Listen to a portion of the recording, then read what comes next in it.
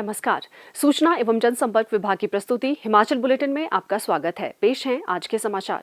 केंद्रीय रेल मंत्री श्री पीयूष गोयल ने आज शिमला में मुख्यमंत्री श्री जयराम ठाकुर की उपस्थिति में पत्रकार वार्ता को संबोधित किया। श्री पीयूष गोयल ने कहा, एक चंडीगढ़ बद्दी जो लाइन है उसके लिए इस वर्ष के बजट में 200 करोड़ रुपए का आवंटन किया गया है और मेरी मुख्यमंत्री जी से चर्चा बहुत सार्थक रूप से तीनों दिन चली है।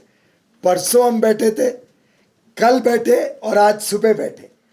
3 दौर में मैंने राज्य सरकार के साथ अलग अलग विषयों पे चर्चा की और मालगाड़ी बद्दी तक आए उसको सुनिश्चित करने के लिए चंडीगढ़ बद्दी की लाइन बहुत आवश्यक थी। हम दोनों ने तय किया इसको और बल देंगे और आगे 200 करोड़ कम पड़े तो मैं उनको विश्वास देके जा रहा हूँ कि मैं और सप्लीमेंट्री बजट में और आवंटन करूँगा, लेकिन इस लाइन को तेज गति से हम आगे बढ़ाएंगे। इसी के साथ साथ एक भानुपल्ली बिलासपुर बेरी एक और लाइन पे काम तेज गति से चल रहा है, उसके लिए भी 405 करोड़ रुपए का आवंटन इस बजट में किया गया है। प्रधानमंत्री जी के दिशा निर्देश अनुसार 770 करोड़ रुपए हिमाचल प्रदेश की अलग अलग योजनाओं के लिए दिया गया है। आज के दिन 3 नई लाइनें प्रोजेक्ट्स का काम अलग अलग क्षेत्र में चल रहा है जो हिमाचल प्रदेश को लाभ देगा और इन सभी प्रोजेक्ट्स में हम आगे तेज गति से काम करेंगे। एक और खुशखबरी जो मैं आज देने के लिए उत्सुक हूँ, जो पिछले 2 दिन की बैठकों में ही तय हुआ है, जिससे मुझे विश्वास है आपको आनंद होगा। जो कालका से शिमला एक हेरिटेज लाइन वर्षों वर्षों से शिमला की सेवा कर रही है, इसमें हमने मेरी पिछली विजिट में 2 साल पहले कोशिश की थी कि इसकी स्पीड बढ़ाने के लिए क्या क्या काम किया जा सकता है। उसमें हम बहुत ज़्यादा सफल नहीं हो पाए क्योंकि बहुत स्टीप ग्रेडियंट है और कर्वेचर्स भी बहुत ज़्यादा है। तो आज माननीय मुख्यमंत्री जी ने अनुरोध किया और एक बहुत अच्छा आइडिया दिया कि अगर कुछ हिस्सों में ग्रेडियंट ज़्यादा है या अगर कर्व बहुत शार्प है तो राज्य सरकार भी हमें मदद करेगी और हम कोशिश करेंगे कि उन स्टीप कर्व्स को अगर हम थोड़ा और रीअलाइनमेंट करके स्पीड बढ़ा सकें तो उसके लिए आज मैंने ऑर्डर किया है कि RDSO के अधिकारी यहाँ पे आएंगे और एक नई स्टडी करेंगे कि कुछ थोड़ा बहुत अलाइनमेंट चेंज करके, एग्जिस्टिंग अलाइनमेंट पे तो हम सफल नहीं हुए स्पीड बढ़ाने में, लेकिन एक थोड़ा रीअलाइनमेंट करके अगर स्पीड बढ़ सके तो उसका मैंने आज आदेश जारी कर दिया है। अभी जो रेल डिब्बे यहाँ पे चल रहे हैं वो सब डिब्बे या तो बहुत पुराने हो गए या वो कालका वर्कशॉप में बनते हैं और कालका वर्कशॉप में स्वाभाविक रूप से पुरानी वर्कशॉप है, कोई मॉडर्न इक्विपमेंट नहीं है। मुझे लगता है टूरिज्म को बढ़ावा देने के लिए एक बहुत बड़ा उपलब्धि हो जाएगी अगर अच्छे रेल डिब्बे इस रूट पे कालका से शिमला चले। तो मैंने आदेश आज जारी कर दिया है, सारे के सारे जो आज डब्बे कालका से शिमला चलते हैं इन सभी को 100% रिप्लेस करने का ऑर्डर मैंने आज दे दिया है। RDSO के अधिकारी और नॉर्दर्न रेलवे के अधिकारी ने काम शुरू कर दिया है। नया डिज़ाइन बनेगा जो सेफ्टी भी सुधारेगा, जो और सुंदर पैनोरामिक व्यूज़ देगा, जो साइड के ग्लासेस जैसे यहाँ के बड़े बड़े ग्लासेस हैं, ये बड़े ग्लासेस से सुशोभित होगा। कोशिश करेंगे ऐसे एंगल पे भी ग्लास देने की और अच्छे कोचेस बने जिसमें टूरिस्ट को अपने आप में शिमला आना इस रेलवे से वो भी एक एक्सपीरियंस बन जाएगा। राज्य सरकार ने आज बहुत अच्छे आइडियाज़ रेलवे के समक्ष रखे हैं। हमने सभी आइडियाज़ को लगभग स्वीकार किया है और रेलवे और राज्य सरकार मिलके जब भारत की आज़ादी के 75 वर्ष पूरे होंगे 15 अगस्त 2022 तक, उस दिन तक इन सब योजनाओं को कार्यान्वित करने के लिए पूरी तरीके से संकल्पित है। और इसके लिए एक रेलवे की तरफ से एक डेडिकेटेड ऑफिसर नियुक्त किया जाएगा जो टोटली फोकस करेगा इस टूरिज्म को बढ़ावा देने के लिए क्या क्या करने की आवश्यकता है। और मैं स्वयं इसकी मॉनिटरिंग मेरे दफ्तर से भी करूंगा। पठानकोट जोगिंदर नगर की है, उसमें भी जो डब्बे हैं वो काफ़ी पुराने हो गए। उसमें पूरे तो पैनोरामिक व्यूज के डब्बे नहीं लगेंगे, उतनी आवश्यकता भी नहीं है, पर टूरिज्म को प्रमोट करने के लिए उन गाड़ियों में भी अब हमने 3 ऑलरेडी डब्बे अच्छे बनाए हैं, लेकिन वो भी मैं रिप्लेस करके इस नई डिज़ाइन के डब्बे जो गाड़ियाँ जोगिंदर नगर पठानकोट चलती हैं उनको भी, उन डब्बों का भी पूरा स्टडी करके ज़रूरत पड़े तो उधर भी नया रोलिंग स्टॉक नए डब्बे लाएंगे। और उसमें हर ट्रेन में एक एक ऐसे पैनोरामिक व्यू वाला डब्बा जो टूरिज्म को प्रमोट करे। मुझे 2 अनाउंसमेंट और करते हुए बहुत खुशी होती है।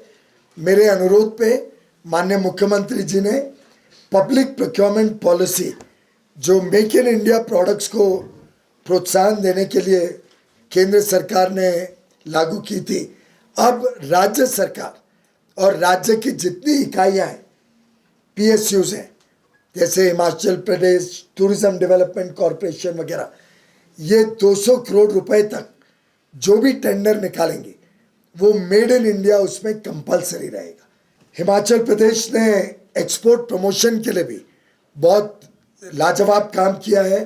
स्टेट लेवल पे एक्सपोर्ट प्रमोशन कमेटी बन चुकी है, डिस्ट्रिक्ट लेवल पे भी एक्सपोर्ट प्रमोशन कमेटी राज्य सरकार ने बना ली है। और अब केंद्र सरकार जो कॉमर्स मिनिस्ट्री है, वाणिज्य विभाग और राज्य सरकार दोनों मिलके वन नेशन वन प्रोडक्ट, हर एक डिस्ट्रिक्ट में, आपकी 12 डिस्ट्रिक्ट्स हैं, हर एक डिस्ट्रिक्ट का एक प्रोडक्ट को लेके केंद्र सरकार पूरे विश्व में हर मिशन पे उस प्रोडक्ट को प्रमोट करने के लिए सहायता देगी और ज़्यादा योजनाएं बनाएगी। एक एक प्रोडक्ट पिकअप होके वो अंतर्राष्ट्रीय पटल पर रखा जाएगा। एक अच्छा औद्योगिक क्षेत्र है हिमाचल में, और आज पांवटा साहिब को जगाधरी तक लिंक करने की कोई लाइन नहीं है। प्रदेश सरकार पांवटा साहिब में और प्रमोट करना चाहती है इंडस्ट्रियल डेवलपमेंट। उसके लिए उन्होंने रिक्वेस्ट की है कि जगाधरी से पांवटा साहिब के लिए भी एक रेलवे लाइन बिछा के पांवटा साहिब में गुड शेड बनाया जाए, जिससे पांवटा साहिब में उत्पादन किया हुआ सामान सीधा रेलवे में चढ़ सके और वहीं से देश भर में जा सके और बंदरगाह तक, पोर्ट तक जाके अंतर्राष्ट्रीय बाजार में भी पांवटा साहिब के इंडस्ट्री का सामान सीधा यहीं से कनेक्ट हो जाए। तो मैंने एक फ्रेश सर्वे जगाधरी से पांवटा साहिब किया जाए और उसमें वहाँ के औद्योगिकरण को ध्यान में रखते हुए उसका स्टडी का क्या ट्रैफिक पोटेंशियल है वो निर्धारित करने के लिए हम कोशिश करेंगे कैसे फ्रेट ट्रैफिक भी पांवटा साहिब का देश विदेश में जा सके। आज शिमला में हिमाचल प्रदेश विधानसभा के बजट सत्र के दूसरे दिन की शुरुआत शोकोद्गार से हुई। मुख्यमंत्री श्री जयराम ठाकुर ने वर्तमान विधानसभा सदस्य विधायक श्री सुजान सिंह पठानिया के निधन पर शोक व्यक्त किया। उनका निधन हमारे लिए सचमुच में बहुत पीड़ा देने वाला संदेश था, ये सूचना थी, और उस दृष्टि से मैं उनके परिवार को ईश्वर शक्ति दे उनको इस दुख को सहन करने की, और ईश्वर उनकी आत्मा को शांति दे, ऐसी मैं ईश्वर से प्रार्थना करता हूँ। मुख्यमंत्री ने विधानसभा के पूर्व सदस्य श्री मेलाराम सावर, रणजीत सिंह बख्शी, कुमारी श्यामा शर्मा, श्री चंद्रसेन ठाकुर, श्री रघुराज, श्री तुलसीराम शर्मा व श्री ओंकार चंद के निधन पर भी शोक व्यक्त किया।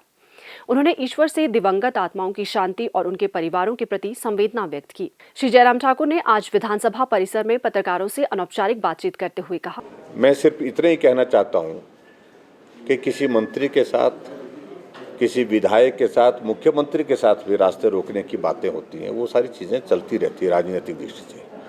लेकिन राज्यपाल महोदय जी का इस प्रकार से रास्ता रोकना, गाड़ी में बैठते हुए उस वक्त रोकना, गाड़ी में बैठ करके उनकी गाड़ी को बहुत ज़ोर से जो है मुक्के मारना, उसको बैंक करना, ये सारी चीज़ें कतई भी किसी भी आदमी ने न तो पसंद की है और न ही किसी को ये करने की इजाज़त कानून की दृष्टि से दी जा सकती है।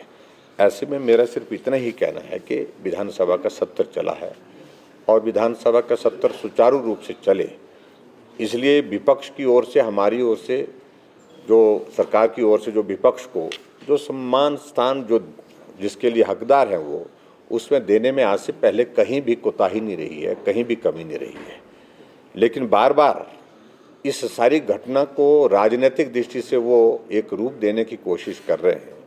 इससे वो अपने आप को बहुत बड़ा नुकसान पहुंचा रहे हैं, पार्टी को भी नुकसान पहुंचा रहे हैं, विधायक इंस्टीट्यूशन को भी जो है वो बहुत बड़ी ठेस पहुंचा रहे हैं।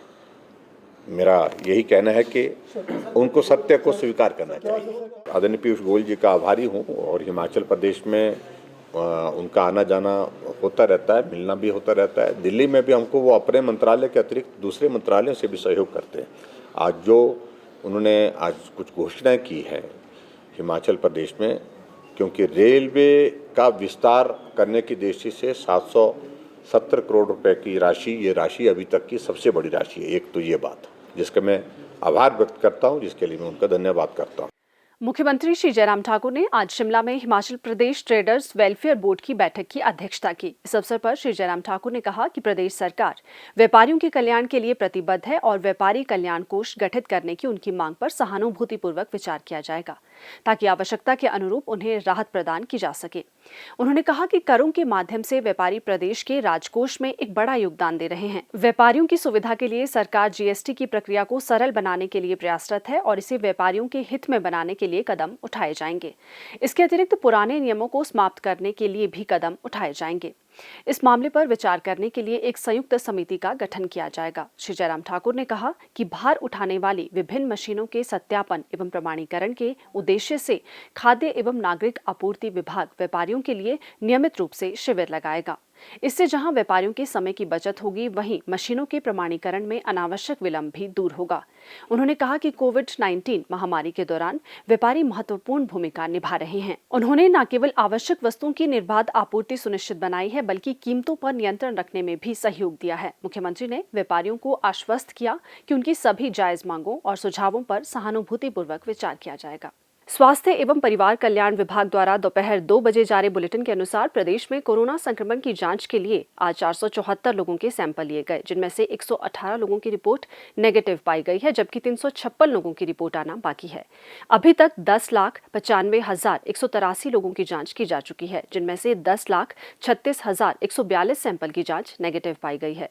प्रदेश में कुल 58,645 लोगों में कोरोना वायरस के संक्रमण की पुष्टि हुई है, जिनमें से 57,346 लोग इस बीमारी से ठीक हो चुके हैं और 304 व्यक्ति उपचाराधीन हैं। हिमाचल बुलेटिन देखने के लिए सब्सक्राइब करें YouTube channel DPR Himachal, follow करें ट्विटर @DPRHP, लाइक करें Facebook page information and public relations department Himachal Pradesh, visit करें वेबसाइट www.himachalpr.gov.in। इस अंक में इतना ही। कल फिर होगी मुलाकात। दीजिए इजाजत। नमस्कार।